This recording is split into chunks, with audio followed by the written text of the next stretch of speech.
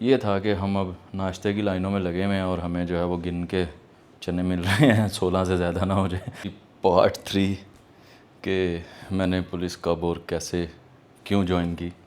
तो ये तो वो मतलब पूरी स्टोरी ही बन गई है। एक तो वो सारा कुछ ही इसी में आता जा रहा है और 1000 प्लस लोगों ने देखी तो ये बहुत बड़ा नंबर होता है। नॉर्मली अगर 1000 लोग आपकी कहानी सुन रहे हैं तो ये ज़्यादातर लोग क्या होता है कि सोशल मीडिया व्यूज़ को ज़रा अंडर एस्टिमेट कर जाते हैं। 100 लोग भी आपकी बात सुन रहे हैं तो ये एक बड़ा नंबर होता है। तो मैंने कहा इसको कुछ कंटिन्यू रखने के लिए आज मैं एक छोटा सा पार्ट बना देता हूँ। वैसे मेरे थोड़ा सा ना वो ज़्यादा स्केजुअल जो है वो बिज़ी जा रहा है और मुझे ये वीडियो एडिट करना और ये सारा कुछ थोड़ा ना मतलब एडिट इसको एक दफ़ा प्रोसेस से गुजारना ही पड़ता है। अगर मतलब मैं एडिट तो कुछ भी नहीं करता, लेकिन उसको ना एक दफ़ा इन शॉर्ट से, जैसे मैंने कोई पॉज ले लिया, कोई मैंने खाना खाया होता है तो वो बर्फ आ गया, कोई इस तरह की चीज़ें, तो उसको करना पड़ता है। अभी मैं ये इसको स्टैंड को नीचे से इधर उधर कर रहा हूँ ताकि फ्रेम जो है वो ठीक हो जाए। तो वो मैं इसके जो पार्ट्स हैं दूसरे उसको नीचे डिस्क्रिप्शन में मैं जो है वो साथ ही मेंशन कर दूँगा।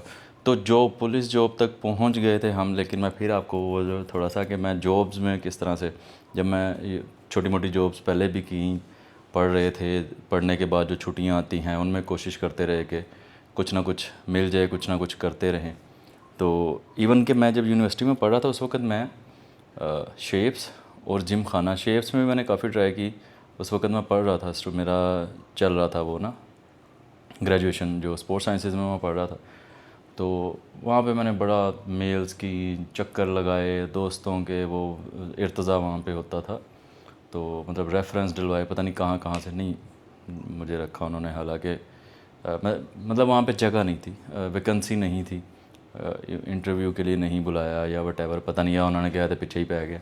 जिम खाना से मैं बड़ा बेइज्जत होकर निकला और मैं उस वक्त रास्ते में बड़ा सोचने में मजबूर हो गया कि यार सिर्फ एग्ज़िस्ट करने के लिए इतनी बेइज्जती जो है वो समझ में नहीं आती, या मैं क्या कर रहा था ऐसा कि मुझे मतलब काफ़ी मैं मुझे वहाँ पे जो है ना वो कुछ ऐसा हो गया कि मैं मेरी काफ़ी ज़लालत हुई। तो I was just trying to provide for my family. तो ये मेरा था वो कसूर। उस वक़्त मुझे ये बार बार जहन में आया कि यार इतनी ख्वारी जो है ना वो समझ में, खैर ये फ्रस्ट्रेशन वाला फेज़ जो होता है ये हर एक के, अगर कोई स्ट्रगलिंग वुमन है या जो मैन है, टीनेजर है, किड, मतलब ये फेज़ जब वो आप बाहर निकलते हैं तो फिर ये आते हैं, आप जितना मर्ज़ी इग्नोर करें। तो उसके बाद जो है वो, हाँ, मैंने एक वो फ्रिज एसी वो कोर्स उस वक्त चलता होता था, वोकेशनल ट्रेनिंग इंस्टीट्यूट, तो वो करवाते थे, तो मैंने वो भी किया हुआ। उन्होंने मुझे पास कर दिया था, आता जाता मुझे कुछ भी नहीं था, पता नहीं मुझसे कोई पुर्जे का नाम पूछ ले तो मुझे नहीं पता, लेकिन पता नहीं उस वक्त वो ऐसे ही वो बस बराए नाम ही होता था, वो कोर्स था, ऐसे ही जाके टाइम वेस्ट किया वहाँ पे जो है ना वो उन्होंने मतलब कि रैंडम ही मैं चलता रहा हूँ, कभी साइंस में कुछ कर लिया, कभी जो है वो टेक्निकल उसमें कुछ कर लिया, कभी फ़िलासफ़ी में चला गया, कभी मतलब कि jack of all trades master of none. तो मतलब वो ज्वाइन तक मैं पहुंच गया था कि ज्वाइन हमने कर लिया। जमशेद ने और मैंने एक साथ मतलब ज्वाइन किया था। जमशेद डिस्ट्रिक्ट में सेलेक्ट हुआ था, मैं 2-3 जगह पे हो गया था, तो मैंने चूज़ किया पेट्रोलिंग यूनिट जो था, एक नया यूनिट बन रहा था, उसमें मैं हो गया था डॉल्फिन में। और उसके बाद जो है वो पेट्रोलिंग PRU के नाम से एक यूनिट बना था, तो पेट्रोलिंग यूनिट था वो, उसमें मैंने फिर एग्री किया था कि मैं इसमें जा रहा हूँ। अब जमशेद की ट्रेनिंग हुई फ़ारुखाबाद, वो लाहौर के पास ही है। तो जब हमारे सेंटर बने तो मैं सोचूं, मैंने कहा यार मैं भी इस PC में चला जाता। चलो PC मतलब कि डिस्ट्रिक्ट पुलिस होती है, वो जो आप नॉर्मली उसमें फिर वो थोड़ा सा वो करना पड़ता है, PC काटना जिसे बोलते हैं, कि आपको एक ख़ास एक वो जैसे किसी ट्रेनिंग सेंटर में या जैसे किसी सरकारी इंस्टीट्यूट में एक टाइम पीरियड गुजारना होता है 2 साल का, उसे बोलते हैं PC, पुलिस कांस्टेबलरी में आता है वो। लेकिन मैंने ज्वाइन किया था रिस्पॉन्स यूनिट में, तो फिर मैं सोचने लग गया यार मैं भी उधर कर लेता, हमारा सेंटर बन जाता। खैर भाई मुल्तान वाली गाड़ी तक हम पहुंच गए थे पिछले पार्ट में, तो गाड़ी में उन्होंने बिठाया, जैसे तैसे उन्होंने कहा भाई पहुंचो निकलो। अब वो गाड़ियाँ ऐसी थी, मतलब जो हमने उस वक़्त लाइन में टाइम गुजारा था वो सारा ऐसे ही छोटे मोटे काम जैसे वो घर के बच्चे नहीं कर रहे होते, वही हमने निकाला था। वो गाड़ियाँ ऐसी थी सुस्त रफ्तार, और मतलब जैसे तैसे बस जा रही हैं। पुलिस की गाड़ियों के हालात आपको पता ही होते हैं, कोई इतनी ज़्यादा फिटनेस नहीं होती उनकी। और जो सफ़र के दौरान जो मतलब ना मजाक और शुगल और एक वो जो आप कह लेंगे टाइम यादगार रहता है। काशिफ था लड़का और दो तीन जाहिद और जो जो वहाँ पे उस बस में जहाँ पे मैं था, जो हाइलाइट्स थी इसकी, एक और था रुमैल, पता नहीं क्या, कुमैल, इस तरह वो, ये ज़रा दो चार लड़के थे, ये हाईलाइट बने हुए थे, एक दूसरे को जुगतें लगा रहे हैं और कोई जो है रोने लग गया, किसी को ज़्यादा तंग कर दिया ये। तो लाहौर से मुल्तान का सफ़र हमारा कोई गुज़रा मेरे ख्याल से 8 घंटे से ज़्यादा, 8 से 12 घंटे तकरीबन हमें लगे। मतलब इतनी स्लो स्पीड में रास्ते में एक बस जो है वो ख़राब हो गई। अब वहाँ पे आमद होनी होती है एक साथ, तो वो फिर उन्होंने वेट किया कि यार ये भी साथ आ जाए, तो बहुत ज़्यादा टाइम लगा। और जब हम मुल्तान ट्रेनिंग सेंटर में, पीटीएस मुल्तान उस वक्त पुलिस ट्रेनिंग स्कूल था, अब वो पीटीसी मतलब पुलिस ट्रेनिंग कॉलेज बन गया, अपग्रेड हो गया। वहाँ पे जो अपर सबऑर्डिनेट्स हैं उनकी भी कुछ वो चलते हैं कोर्सेज़ वगैरह, तो वो अब पीटीसी हो गया एमडीए चौक के पास मुल्तान में। तो वो हम जब वहाँ पे पहुँचे हैं मुल्तान में, तो उस वक़्त रात थी बहुत ज़्यादा, और शायद बहुत मतलब अंधेरी रात होती है ना, मतलब चाँद जब नहीं होता, मुझे ठीक से याद है। तो बड़ी, हमें नहीं पता था कि बाहर क्या है। जैसे ही हम बसें अंदर गई हैं, हमने बक्से वगैरह उतारे हैं, उस वक्त वो गिनती शुरू हो जाती है कि इतना बैच आया है, इतने इतने सबकी हाज़िरी लगती है। रोज़नामचा होता है, उसके ऊपर वो सबको पूरा करते हैं, हाज़िरी लगाते हैं। मुहर्रर बैठ गया, और एक जो है वो जो सुपरवाइज़ कर रहा था सिक्योरिटी के हवाले से, वो बंदा आके उन्होंने हमें इकट्ठा किया। बड़ी बड़ी खौफनाक उसकी शक्ल थी, और रात भी बड़ी खौफनाक थी।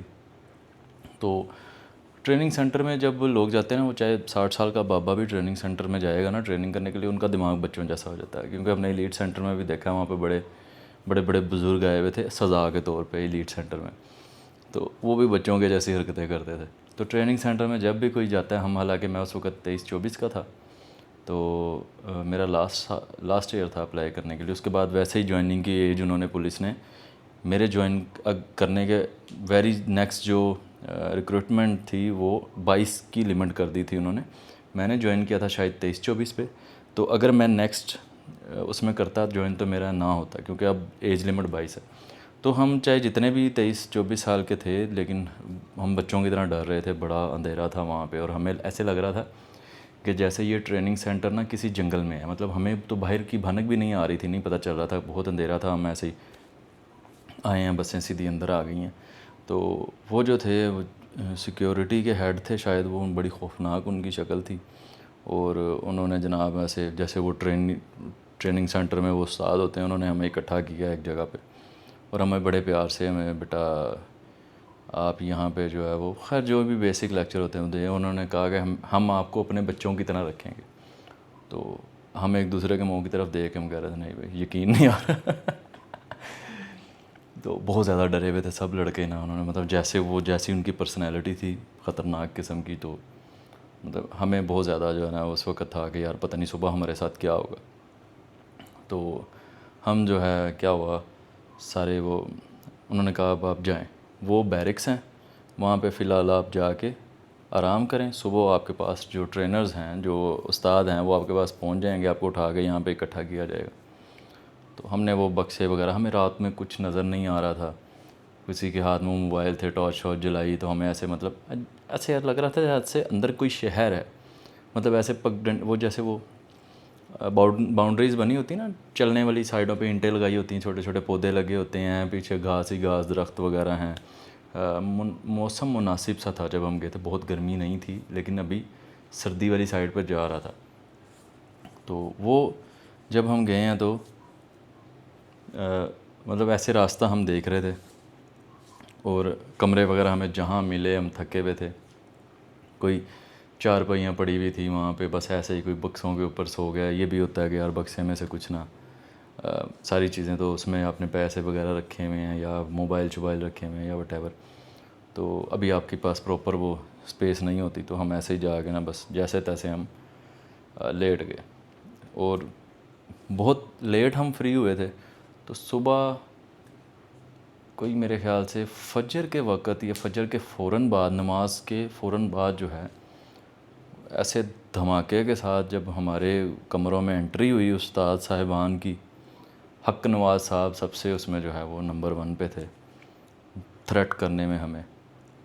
तो उन्होंने आके शोर मचाना, उठो तुम यहाँ पे सेठ आ गए हो, आराम करने आए हो, यहाँ पे डंडा पकड़ा हुआ है। और मतलब आवाज़ ही से आप डर, ऐसे मतलब आप ना थ्रेट हो जाते, आप डर जाते हैं कि यार ये हमें पता नहीं मारेंगे या हमें क्या कर देंगे। तो लड़के कोई इधर भाग रहे हैं, कोई एक दूसरे के अंदर लगे, कोई दीवार में टक्करें मार रहा है, कोई कहीं निकल गया है, कोई कहीं निकल गया है। तो उन्होंने जाके ना मतलब हमें लाइन से ही खड़ा किया, उन्होंने कहा नाश्ता कर लो। तो मेस के बाहर लाइन लगी हुई थी बड़ी लंबी। नाश्ता हमें वो गिना नाश्ता हमें फ़िक्स मिलता था, मतलब एक प्लेटून 30 लड़कों की है तो 30 नान मिलते थे। कोई मतलब वो ना खाने लायक हम खा लेते थे, लेकिन जैसे वो पड़े हुए नान होते हैं ना, जैसे शॉपर में आप जाते हैं किसी शॉप पे, आप मतलब ऐसे ही कोई बेचारा लगा के बैठा हुआ नान चने 10-20 रुपये में, 30 रुपये में वो चने दे देता है, और उसके पास जो है वो सुबह से नान पड़े होते हैं और दोपहर तक जैसे वो हो जाते हैं। तो वो बस वैसे होते थे, मतलब कोई बहुत अच्छी चीज़ नहीं होती थी, लेकिन भूख लगी होती थी तो वो खाया जाता था। एक नान हमें मिलता था पर हेड, और गिनती के कोई 10-15 चने होते थे उसमें प्लेट में, और वो शोरबा सा थोड़ा सा होता था। वो बाबा जी बैठे होते थे बड़े गुस्से से, वो ऐसे जैसे वो जेलर होता है ना, और हम जो है वहाँ पे कोई जुर्म करके चले गए हैं, वो ऐसे सालन डालते थे इतना सा। खैर फिर इस चीज़ की हमें बाद में जाके आदत हो गई। तो वो जो है एक नान से ज़्यादा हमें नहीं मिलता था। वो ऐसा होता था कि कई लड़के अपना बिस्किट्स वगैरह बाद की बात है, अभी तो फर्स्ट डे था तो अभी तो क्या ही था। तो बाद में जैसे कोई बहुत बाहर से किसी ने नाश्ता कर लिया, वहाँ पे कैफ़े वगैरह बन गया था, फिर लोगों को ठेका मिल जाता है, वो आके चीज़ें वगैरह लगा लेते हैं जब कोर्स आता है ना, तो बैच आता है जब। तो ये था कि हम अब नाश्ते की लाइनों में लगे हुए हैं और हमें जो है वो गिन के चने मिल रहे हैं 16 से ज़्यादा ना हो जाए।